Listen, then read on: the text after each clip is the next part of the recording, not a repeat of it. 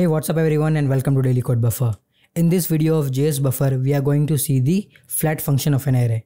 Flat function of an array is used to flatten up the array that we have provided. So suppose if there is an array inside an array. So suppose this is the array inside the array 1, 2, 3. Again array inside the array 4, 5, 6. Okay, and if this type of scenario is there and if we use the flat function over here, then we will get the data like 1, 2, 3, 4, 5, 6. So this particular array is flattened up into the main array. So this way a flat function will work. So let's take one example over here. So this is the example that we have taken where we have array inside an array inside an array over here. Let's do console.log and we will use array.flat function over here, and let's print this. So what will happen here is this particular array will be flattened out. So let's print this, and here you can see that we are getting the result. Okay, 0, 1, 2, 3, 4 and 5 is inside the array itself because it only flatten up one array. And if you want to flatten up this array as well, then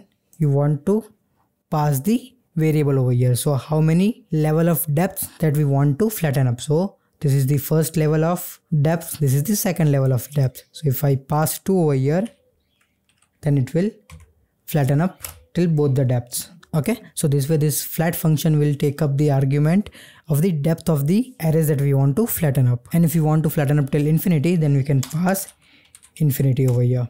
And how many arrays are there over here? Like 6, 7, 8. If you see that there are a lot of levels of depth within this array, and we have passed the infinity over here. So if we run this again, we can see that everything will be flattened out over here. So this way we can use the flat function to flatten up the array within the JavaScript. So that's all in this quick video for JS Buffer. If you like this video, give us a thumbs up and subscribe to my channel for the upcoming videos. I will see you in the next video. Till then, happy coding. Bye bye.